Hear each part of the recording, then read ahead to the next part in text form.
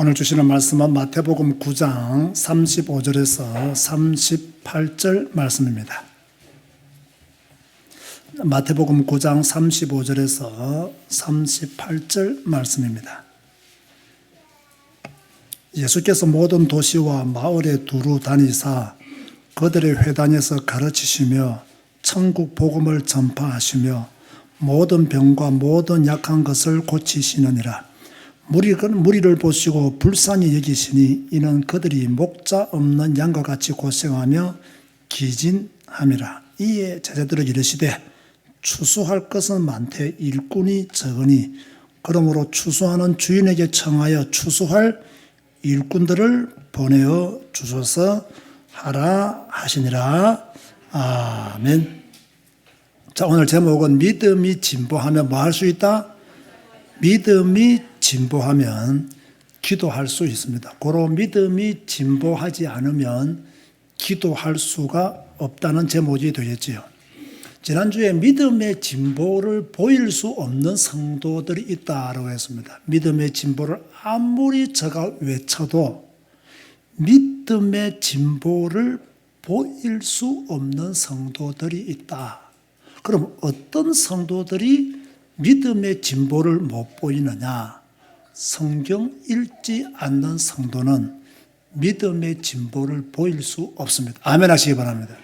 성경 읽지 않는 성도는요, 믿음의 진보를 보일 수 없어요. 제가 좀 더 구체적으로 말하면 성경을 안 읽는데 믿음의 진보를 보인다? 그게 더 위험해요. 성경은 안 읽는데 믿음이 좋아졌다? 위험할까요? 안 위험할까요? 엄청 위험한 겁니다. 성경을 안 읽는데 믿음이 좋아졌다? 성경을 안 읽는데 믿음의 진보가 일어났다? 이것만큼 위험한 게 없어요. 이것만큼 잘못된 것이 없어요.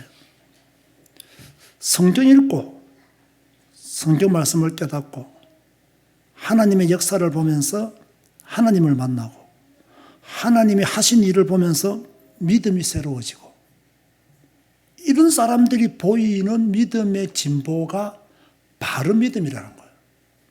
그런데 성경도 안 읽었는데 믿음이 좋아졌다? 신비주의이거나 귀신한테 사로잡혀서 일시적인 현상이거나 둘 중에 하나가 될 수 있다고 저는 말씀을 드리고 싶어요. 자, 어떤 사람이 믿음의 진보가 일어나지 않느냐? 교회가 가진 기본적인 기능에서 벗어난 사람들도 믿음의 진보를 보일 수가 없습니다. 자, 교회는 예배하는 곳입니다. 하나님께 영광 돌리는 것입니다. 그리고 하나님의 말씀을 묵상하면서 그 말씀을 따라 순종하며 살 수 있는 힘을 어디서 공급받느냐? 주로 예배에서 공급받는다라고 보아야 됩니다. 그런데 예배를 안 드린다? 그럼 어떻게 믿음의 진보를 보이겠습니까? 예배를 안 드린다? 어떻게 그 사람이 제대로 된 신앙생활을 할 수 있겠습니까? 그래서 성도는 예배를 잘 드려야 됩니다. 예배에 집중해야 되고 예배 시간을 귀히 여겨야 됩니다. 예배 시간은 그 어떤 시간보다 가치 있는 시간이다. 이런 믿음을 성도들이 확고히 가져야 됩니다. 예배는 가도 되고 안 가도 되고 이런 예배가 아니라는 거예요. 그렇죠? 진짜 하나님께 드리는 진실한 예배가 될 때에 그 사람은 믿음의 진보를 보인다. 그런가 하면요, 교회는요, 하나님만 섬기고 다 집으로 돌아가는 것이 아닙니다. 성도의 아름다운 교제도 일어나는 곳이 교회이기도 합니다. 그런데 언제나 사람들이 있는 곳에는 문제도 있고 시험거리도 있고 또는 실망할 수 있는 요소들이 많이 있습니다. 근데 보세요. 그것들을 이겨내는 것이 믿음의 진보예요. 그것을 잘 이겨내야 돼요. 100% 내 마음에 맞는 사람 있을까요? 없을까요? 우리가 잘 알잖아요. 없어요. 그죠? 100% 어떻게 다 내 마음에 맞겠어요? 그러니까 나와 다른 사람들, 다른 배경을 가진 분들, 이런 분들을 함께 만나서 신앙생활을 하는 곳이 교회이기 때문에 뭐 생각 차이, 신앙관 차이도 약간은 날 수가 있어요. 자, 이런 것들을 잘 이겨낼 수 있는 믿음을 가져야 돼요. 이걸 못 이겨내면요, 여러분은 신앙생활을 성공할 수도 없고 믿음의 진보가 일어나지 않는 성도라고 봐야 됩니다. 그런 것도 잘 극복해야 믿음의 진보를 보일 수 있죠. 그런가 하면 뭐 교회가 가진 기능이 많이 있지만 제가 교육이라는 단어를 가지고 왔어요. 왜 교육이라는 단어를 가져왔느냐? 교육을 받지 못하면요, 올바른 믿음의 진보가 나타나지 않는다는 거예요. 제가 교육이 중요하겠습니까? 훈련이 중요하겠습니까? 교육이 중요합니다. 그렇죠? 총소는 훈련을 받았어. 그런데 총이 어떻게 사용되어지고 어떤 위험한 요소가 있는가를 교육받지 않으면 총을 함부로 쏘아버려요. 그래서 더 큰 문제가 나는 거예요. 총은 무엇이다? 총을 어떻게 사용해야 된다? 어떤 경우에 사용해야 된다? 총을 사용하기 위해서는 절제해야 되고 조심해야 된다. 등등 교육을 충분히 받은 사람이 훈련을 받아야 돼요. 그런데 교육을 받지 못한 사람이 훈련부터 받으니까 아무 때나 총 쏘고 돌아다니는 거예요. 다른 사람을 어렵게 만들고 시험에 들게 만들고 낙심하게 만들고, 조금 자기가 총 쏘는 법을 알았다고 해서 아무 때나 쏘니까 너무나 많은 사람들이 그 사람이 쏘는 총에 맞아가지고 쓰러진다면, 그건 자기는 막 믿음의 행위라고 그것을 자랑하는 경우들도 있다는 거예요. 그래서요, 교육이 있는 교회라야 된다는 거예요. 우리 제사교회는 어떤 면에서는요, 교육이 있는 교회예요. 여러분들이 신앙생활 할 때 제가 은근히 여러분에게 강조하고 또 여러분에게 강요하는 것 중에 전부 다 내용을 잘 보면요, 여러분들을 교육시키는 내용들이에요. 그 교육을 받지 않으면요, 교인들은요, 뭐랄까요? 교회가 잘못하면 시장과 비슷해지는 그런 경우들도 생기는 거예요. 그래서 교회는요, 교육이 있는 교회라 해야 돼요.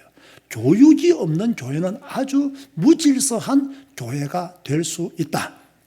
자, 이런 교회의 기본 기능을 잘 알고 따라가는 사람이 올바른 믿음의 진보를 보이는 거예요.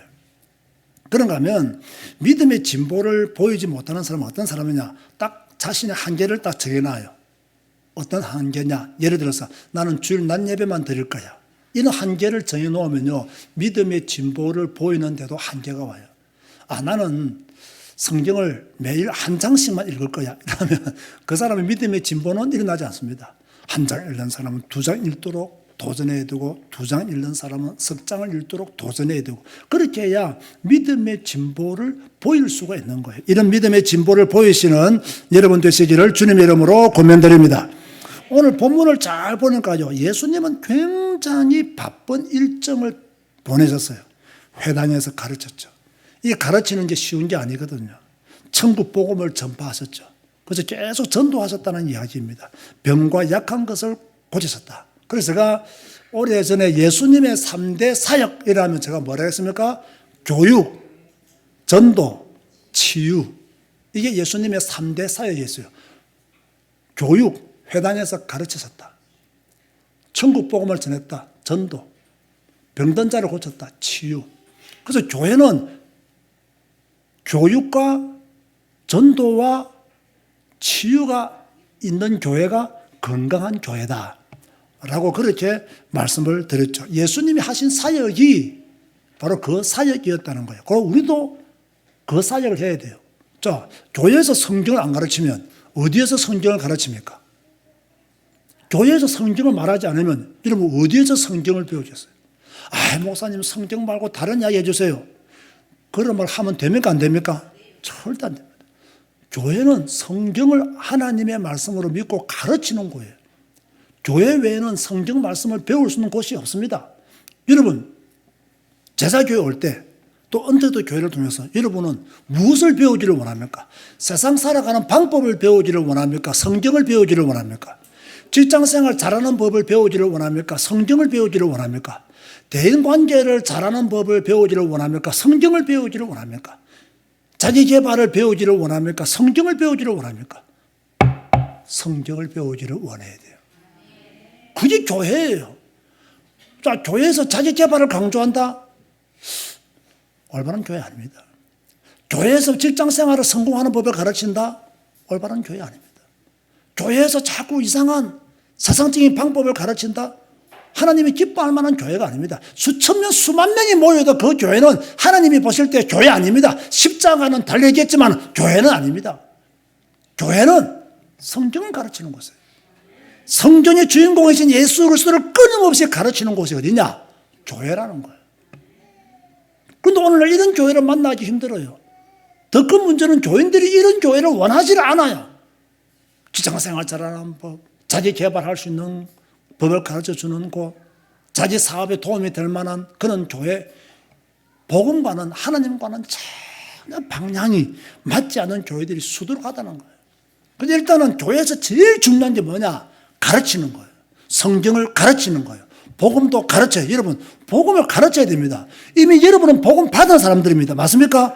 복음 받은 여러분들에게 복음을 가르쳐야 돼요. 무엇을 가지고? 성경을 가지고 복음을 가르쳐야 돼요. 여러분, 제가 깨달은 걸 가지고 여러분에게 복음을 가르친다. 이게 자꾸 우스운 이야기 아닙니까? 목사 제가 깨달았으면 얼마나 깨달았다고. 목사가 깨달은 것이 성경과 비교할 수 있습니까? 없습니까? 없습니다.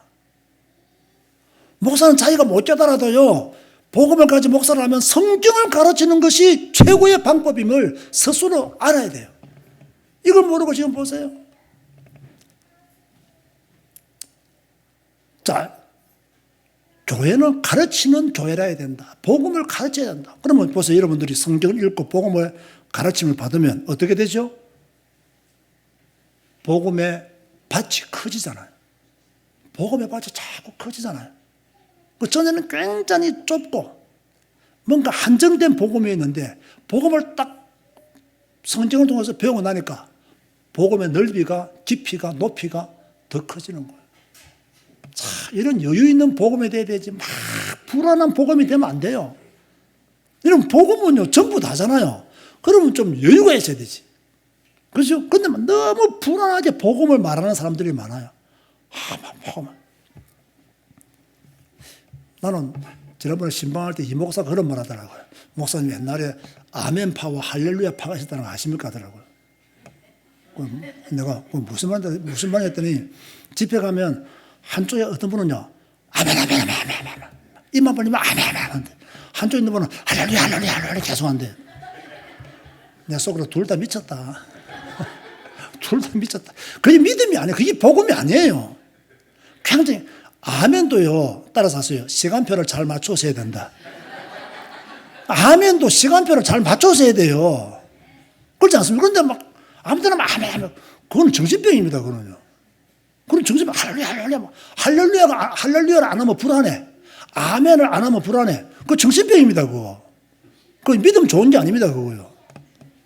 그 불안하니까 말하잖아. 아멘, 그게 믿음인 줄 알지. 믿음이 아니에요, 그거는요. 할렐루야, 할렐루야, 할렐루야 안 하면 불안해. 내가 전에 말했잖아요. 내가 서울에, 제가 마사선 목회를 할 때 서울 강남에 제가 세미나를 인도하러 왔거든요. 인도하러 왔는데 목사님이 운전을 하시는데 운전이 미숙해. 그걸 백을 치는데요. 뒤에서 빵빵 하는 거, 주는 그리스도시요. 살아계신 하나님의 아들이시다. 이야, 나 원참. 나는 불안해 죽겠어요. 왜? 운전을 잘 못하면 운전하는 실력을 길러야지. 그거다 대고 주는 그리스도시요 살아계신 하나님의 아들이시다면 그게 여러분 보기엔 좋은 신앙으로 보입니까? 여러분 임마누엘은 그렇게 누리는 게 아닙니다. 그런 방법으로 임마누엘 할 수 있는 게 아니에요. 이분은 운전을 하는데요 막 몇 번이나 그렇게 팍팍 잡더라고요. 그때마다 그분이 뭐라고 외쳤겠어요? 주는 그리스도시요 살아계신 하나님. 그럼 운전 잘하는 저는 그런 말 하겠어요 안 하겠어요? 안 하죠. 그럼 딱 사람들이 볼 때는 내가 믿음 좋은 사람으로 보이겠어요? 그 사람이 믿음 좋은 사람으로 보이겠어요? 그 사람이 믿음 좋은 사람이 보인다고. 근데 알고 보면 그 사람 믿음 좋은 사람이 아니에요. 여러분 우리가 주님을 부를 때도요. 부를 때 불러야 돼요. 의미 있게 불러야 되고 진정성을 가지고 불러야 돼요. 그 자기가 잘못해놓고 주는 그리스도시요. 여러분이 물속에 들어가가지고 아무리 주는 그리스도시요 살아계신 하나님의 아들이시여 외쳐도 뒤집니다. 그렇지 않습니까? 실력을 길러야지. 조심해야지. 여러분 지금 2층 가가지고 뛰어내려 보세요. 주는 그리스도시요 살아계신 하나님의 아들이시니라고. 다리 박살납니다. 그렇게 무모한 신앙생활을 하는 게 아니에요. 잘못된 신앙생활을 하는 게 아니에요. 자, 지금 한국교회 성도들은 불쌍하다 내가 말했습니다. 왜 불쌍하냐? 36절에도 그런 말씀이 나오지만요. 목자 없는 양같이 지금 막 유리방황하고 있잖아요. 성경 읽지 않고 신앙생활하니까 내가 볼 때는 불쌍해요. 진짜 불쌍해요. 한국교회 교인들이 얼마나 순수하고 깨끗합니까? 그런데 성경을 안 읽어. 그러니까 그 순수하고 깨끗함이 다 속아 넘어간다고. 성경을 안 읽으니까. 나는 진짜요, 성경 안 읽고 열심히 하는 교인들 보면 불쌍해요. 내가 그 사람 잡고 울고 싶어요, 진짜로. 어찌 이런 신앙이 좋은 신앙이라고 그렇게 속고 있느냐고. 성경 읽으시라고. 말씀 보시라고. 이러니까 전부 다 목사한테 매여서 신앙생활 합니다. 제가 이런 설교를 하니까 다른 목사님들이 저를 별로 안 좋아하는데요. 그래도 저는 하고 싶은 말 해야 되겠어요, 여러분. 생각해 보세요, 여러분. 나는 우리 이상양 안유 지사님이 윤수전 목사한테 매여서 신앙생활 하는 거 원하지 않습니다. 나는 그럼 내가 나쁜 목사가 됩니다. 그렇지 않습니까? 여러분 한번 생각해 보세요. 여러분의 목자는 누굽니까? 목사입니까? 예수님입니까? 여러분 이거 신앙고백 제대로 하세요. 여러분의 목자는 예수님이에요. 그런데 목사가 여호와는 나의 목자시니 목사가 나의 목자가 된 사람들이 너무 많아요. 한국교회 안에. 그런데 목사 말 한마디면 쩔쩔쩔 매잖아요. 목사 말 한마디면 그냥 겁을 내잖아요. 목사가 막 저주하면 막 저준대로 될 줄 알고 그냥 겁을 벌벌 내잖아요. 그러니까 목사들이요, 성도들 대상으로 사기치기 너무 좋아요. 왜? 말만 하면 겁을 내니까 막. 이걸 빨리 탈출하지 못하면요, 여러분은 그리스도의 종이 아니라 사람의 종이 되어버립니다. 자, 여러분 스스로 한번 생각해 보세요. 여러분은 그리스도의 종입니까? 사람의 종입니까? 그리스도의 종. 목사의 종입니까? 그리스도의 종입니까? 그리스도의 종이 되어야 됩니다. 여러분이 저한테 매이면 안 돼요. 예수님만이 나의 목자시다. 저는 그렇게 확실히 믿고 저는 여러분들이 그러한 신앙으로 성장하기를 원하는 거예요. 여러분이 목사라고 생각해 보세요. 여러분이 저만 바라보고 신앙생활 한다면 목사가 부담이 되겠어요, 안 되겠어요? 엄청 부담됩니다, 이거. 여러분 나한테 그런 부담 주지 마세요. 그냥 여러분 성경 읽고 그리스도 붙잡고 신앙생활 하세요. 그러면 되는 거예요. 여러분 예수님 당시에 바리새인들과 사두개인들이 이스라엘 백성들의 목자가 되었습니까? 안 되었습니까? 그런 목자는 없는 게 나아요. 복음을 가로막는 목자들이었잖아요. 그렇다면 없는 게 낫다고요. 그런데 그 당시에 바리새인들과 사두개인들은 목자로 생각하는 이스라엘 백성들이 대다수였습니다. 그래서 예수님을 십자가에 못 박아 죽은 거예요. 왜? 그들의 말 듣고 예수님을 십자가에 못 박은 거예요. 그 사람들이 기진맥진했던 것처럼 오늘 한국교회 교인들도요, 기진한 사람들이 많아요.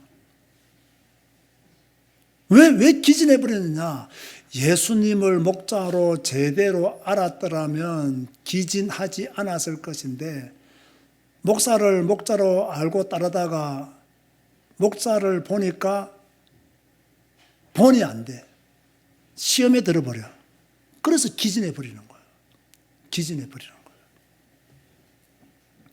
그래서 한국교회 교인들 어떤 면에서는 불쌍해요. 좋은 교인들 많은데 그 좋은 교인들이 전부 다 어리석어. 왜 어리석었냐? 성경 안 읽지. 성경 안 읽으니까 목사 말 들을 수밖에 없어요.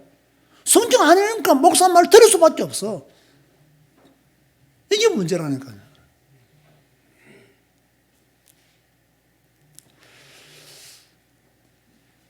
그런데 주님은 뭐라고 말씀하시느냐? 그럼에도 불구하고 추수할 일꾼이 필요하다. 그렇게 말씀하셨어요.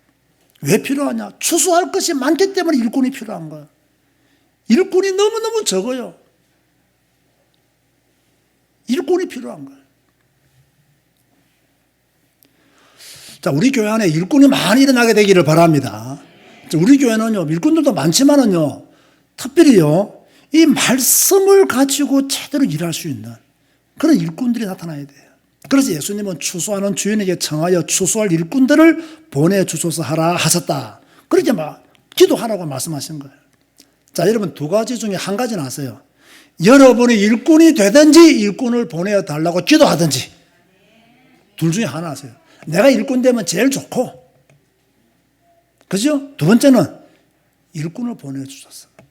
그리고 기도하시든지.